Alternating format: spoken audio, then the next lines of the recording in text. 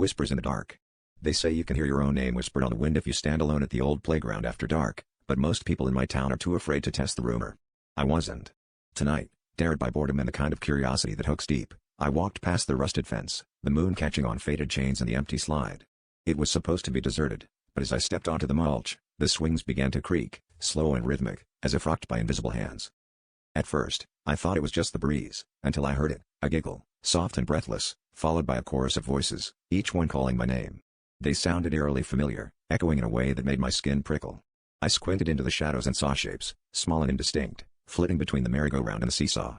They beckoned with gestures I recognized from childhood, and every time they chanted my name, I flinched. It was my own voice, perfectly mimicked, layered over itself again and again. I stepped closer, heart pounding, drawn in by the promise of some secret I'd been waiting my whole life to uncover. The air grew thick, heavy with the scent of damp earth and something sweeter, something that reminded me of old birthday cakes and lost memories. The children circled me, faces blurred, eyes glinting with a light that wasn't quite human. Their voices intertwined, telling me that I'd been here before, that I'd never truly left, and that tonight, I would finally remember.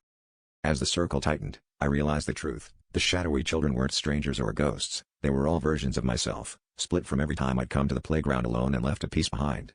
Their hands, cold and insistent, pulled me into the swing, chanting, play with us, stay with us."